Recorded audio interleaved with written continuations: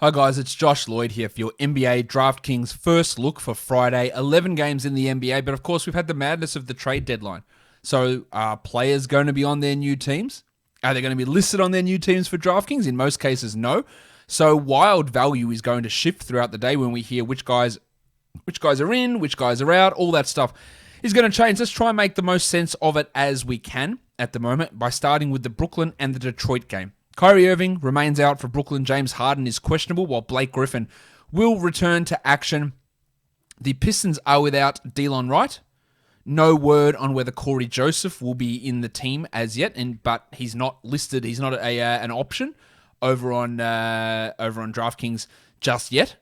But that doesn't mean that he can't impact the minutes of other guys. But interestingly, Hamidou Diallo has been upgraded to probable. So he might make his Pistons debut after being traded a few weeks ago for Svi Mykhailiuk.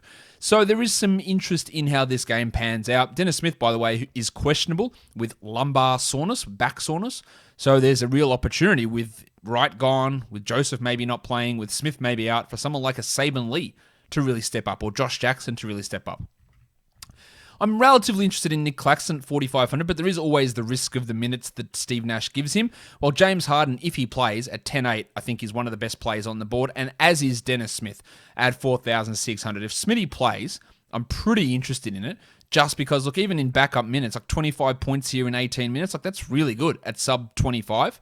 That's all sub 5,000, and in a scenario where Delon's out, Smith's going to be the starter. Remember to keep an eye, though, on that scenario because Saban Lee at 3,100, he could get some opportunities. I think Sadiq Bey at 6,100 is too high. Josh Jackson at 56, I think his value will be complicated a little bit by Hamidou Diallo's debut, while Jeremy Grant at 7,800 was back on track in the last game, so DraftKings has bumped his salary a little bit. I'm not massively keen on him there. I guess we could consider Tyler Johnson at 3,800 in the situation where Harden is out, but he was pretty poor in that last game against Utah where they got absolutely spanked. DeAndre Jordan, absolutely no interest, nor with Blake Griffin. Phoenix and Toronto. The Raptors, they do believe that their recently traded players are going to play. So Gary Trent and Rodney Hood, they are expecting those guys to play, but they are not options for you to use on DraftKings. So you're not going to be able to get them out there. Reminder that Norm Powell is listed as a member of the Toronto Raptors here. So if you do decide to use him, I don't think it counts because the Blazers are playing.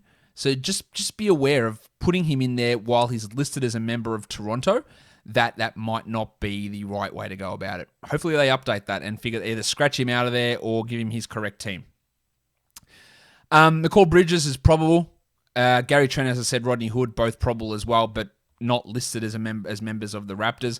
DeAndre Ayton starting to fire up at the moment. 6,100 for Ayton, playing some pretty decent minutes the last 3 games or so. 34, 48, and 41 fantasy points, which is 6,100. I'm pretty okay about using. While Siakam's at 7,700, I do like that one with no Norman Powell. And Devin Booker at 8,200, really rock solid value. Of course, Kyle Lowry hasn't been traded. He's still around. He's at 7,900. It's all right. I wouldn't say it's the greatest, but I do have a little bit of interest in OG Anunoby, especially considering there is a possibility that his usage does spike without Norman Powell there. Chris Paul's at 8,100, and I think that is the right price. It's a good cash floor type of scenario. Van Vliet at 8,000, possibly on the high side. Trent is at 4,700, but again, he's not listed as a member of the Raptors. He's if we flick it over and have a look at the Portland side of things, he's listed over there as a member of the Blazers. And again, I'm not certain that that's going to count on DraftKings. If it does count, maybe you could throw him as a GPP option, but there is significant risks associated with that and the way that they're going to score it. They need to fix that shit up really, really quickly. Next game that we take a look at here, we've got the Boston Celtics. They are taking on the Milwaukee Bucks in this one, rematch from a couple of days ago. Boston are going to have they've traded on a bunch of different players. Will they have Evan Fournier available? I would doubt it. Daniel Tice is not going to be available. Tristan Thompson's out due to health and safety protocols. Javonte Green isn't there. So, there's some interesting opportunities in this one. With no Tyson, no Thompson, the Rock DJ, Robbie Williams, is probably going to start. Maybe they start Grant Williams there, but 6,400 for Rob Williams, bang, I'm into it. Kemba Walker 6,700. He's playing at that level. I think that's worth it. And Gianni Antetokounmpo, 10,700 looks pretty good to me. PJ Tucker is he's doubtful for Milwaukee. So there's extra minutes there for Bob Portis, who went absolutely bananas last game. But at 5,600, I'm not fully feeling the Bobby Portis experience. Jason Tatum's at 86 and Jaylen Brown's at 84. Brown's lowest score in his last 5 games is over 40. And that is obviously really good. So I'm interested in that. While Marcus Smart's at 6,100, I think that's probably just a little bit too high. And noted Celtic killer Chris Middleton is a 40-point guy you would expect. The 8,300 is probably a little bit on the high side, but I'm not completely against using him here, given his reputation for playing against Boston. Next up, we do look at that Portland game. It is Portland versus Orlando here. Of course, the Magic. Who the hell is going to play for the Magic? Because their whole team is gone. Like, everyone's out. No Nikola Vucevic, no Aaron Gordon, no Evan Fournier. Do they have everyone playing, though? Like, that's the question. Is Wendell Carter going to be there? Otto Porter going to be there? Gary Harris will be injured, so he won't play. Will RJ Hampton play? There are a lot of question marks about this one. So if Vooch is gone, if Carter's not available, does that mean it's finally time for Mo Bamba? At 4,800, I'm willing to experiment. I'm willing to try it out. It is a back-to-back here for Portland. I like Lillard at 10,200. And it is going to be the return of Yusuf Nurkic. He's going to be on limited minutes, but he's pretty cheap. 5,100 is not a lot. I wouldn't be falling all over myself to get there, but I'm marginally interested. Same as I am with Devin for Dwayne Bacon at 4,800. Just because if these guys don't play, Harris and Hampton, and Fournier's not there, and no Cole Anthony, of course, then he's going to have to get some minutes. And occasionally he has a net game where things go right. I'd be super interested in Bacon if Terrence Ross isn't playing. But if Terrence Ross is playing, then I'm all about it. 7,500 for Ross. There's going to be some big numbers most likely there. While Norm Powell, 6,700 again, I'm not sure he's going to be registered on the right team. Enes Kanter, Carmelo Anthony, Derek Jones, pretty tough to use those players with the return, I think, of Yusuf Nurkic and the potential for Norm Powell to be in the lineup. Now, Powell is going to be with the team, but it's not clear. It's not clear whether he's going to play at this point. Next up, we got the Miami Heat and the Charlotte Hornets, another team in Miami who's made some pretty big changes to their roster here at the deadline. They have brought in Victor Oladipo and moved on from Kelly Olynyk and Avery Bradley, Chris Silva, Mo Harkless, bringing in Nemanja Bjelica also. But if they're not ready to play Bjelica, and they're probably going to sign LaMarcus Aldridge, if those guys aren't ready to go, then we're going to see a pretty interesting lineup. And that lineup includes Trevor Ariza, who played big minutes and he's at low salary. He played big minutes Thursday, he's at low salary. I'm all about that if that's the direction they want to go. I like Malik Monk at 5,000. I like Devontae Graham at 5,700 for Charlotte. Bam's at 8,200 because we don't know the status of Jimmy Butler. He missed Thursday. Goran Dragic missed Thursday. If they're out, I love Bam at 8,200. That is a ton of value.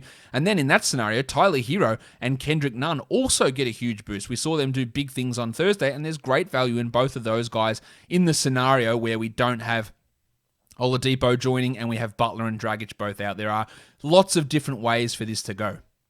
Not particularly interested in Miles Bridges, but I am in Gordon Hayward. I don't think many people will use Gordon, especially after he had some pretty big foul trouble last game, giving him 21 DraftKings points in just 19 minutes. So I think people might fade off that, but I'd be happy to get back on and see where we go. Next game, the Denver Nuggets. They are taking on the New Orleans Pelicans, another team with some pretty significant deadline moves. The Nuggets are 2-point favorites here. The total's 231. They bring in Aaron Gordon, of course. Gary Harris and RJ Hampton are out. Now, those guys don't normally play. So if Gordon does play, then that is going to be a big shift in that rotation. For the Pelicans, they have no JJ Redick, but he was out anyway. So I don't really care if a Wundu or James Johnson play. The big question mark for the Pelicans is if Lonzo Ball is out there. 10,600 for Nikola Jokic is pretty good value, I think. I think he's going to have a really big game here, close to 60. I like it. I also like, on the other side, Zion Williamson at 8,700. No reason he can't be a 45-point player. 8,200 for Brandon Ingram, I think makes a little bit of sense in this matchup as well. Bledsoe, absolutely no chance. Michael Porter at 73. Only consider Porter to me if Gordon does not play. Millsap, no way. Campazzo, no way. Joshie Hart at 5,600, maybe. And the headmaster, Jamal Murray, I think is too high at 8,200. Now, the guy we want to look at, of course, is Nickeil Alexander-Walker. He's at 5,300, but that to me is only one that we want to use if Lonzo Ball happens to be absent. 32 and 32 the last two games. 33 back here in 25 minutes. Easy value if we do know that Lonzo isn't there. Houston and Minnesota is the next game, another one of these teams. They're in the Houston Rockets, who is impacted by the trades that they did make. They won't have Victor Oladipo, of course, is because he's gone. We don't know whether Kevin Porter Jr. is going to play. He's questionable with that hip problem that's been bothering him. We also don't know whether Avery Bradley or Kelly Olynyk are going to join the team. But Porter's at 6,200, and if he plays, you have to like that, I think. Real value in using him there if he's ready to go. Now, no guarantee that he starts. They could start Sterling Brown again, but Porter should have a pretty big role. I do like Karl Towns quite a bit. I like Christian Wood at 8,400 a lot as well. Value in both of those blokes. I think Johnny Wall at 8,300 with just a ton of usage running through him should look pretty good. And Anthony Edwards at 79, he just bludgeons his way to 40 DraftKings points, so that makes a lot of sense. Ravishing Rick Rubio at 64, still no Malik Beasley. This is his last game out. Still no D'Angelo Russell, maybe Rubio, but I'm not particularly interested there. Same with Jay Sean Tate at 6,000. I just think that is probably just a little bit too high. I wouldn't want to use Olynyk even if he was ready and available to go, which he isn't. So I don't think we need to get too interested in looking at him.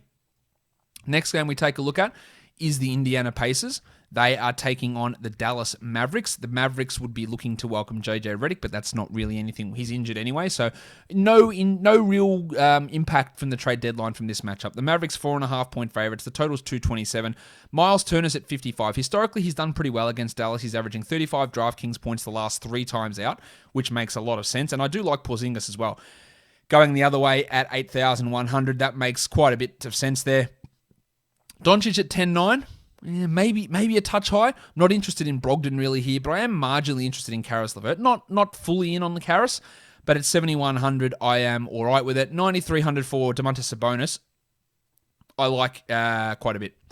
Brunson, Richardson, Hardaway, McConnell, not really getting into those guys. Although Hardaway has put up some good scores lately, I don't fully trust him to be a 30 DraftKings points per night player. Let's go next game. We're looking at the Memphis Grizzlies and the Utah Jazz. Another couple of teams who don't really have too much of an impact here with the trade deadline. Jonas Valanciunas is at 7,600. Pretty solid floor value, although the Gobert matchup should worry you somewhat.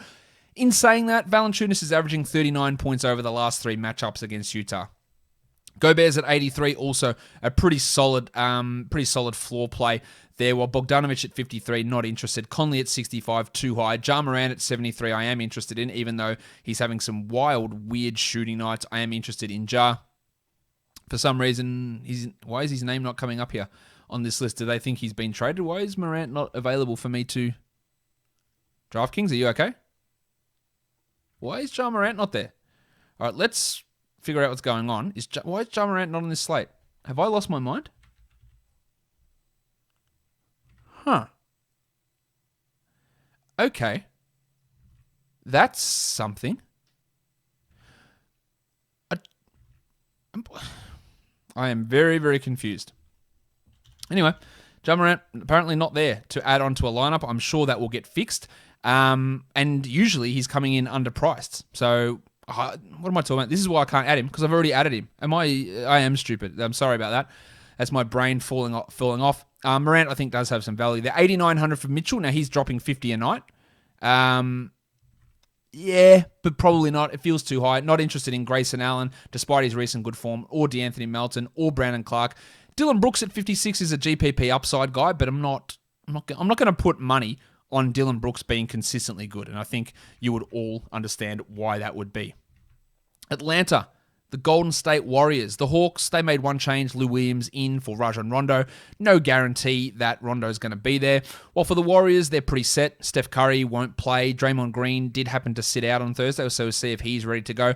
I think James Wiseman's worth looking at 5,000 as their starting center. I'm not going to go crazy about it. Same as I'm not going to go crazy about Jordan Poole, but I think there can be value for both of those guys. But I do like a lot Trae Young at 9,100. I like Johnny Collins at 7,200 a little bit, although he did shit the bed somewhat in the last game with just 22 points.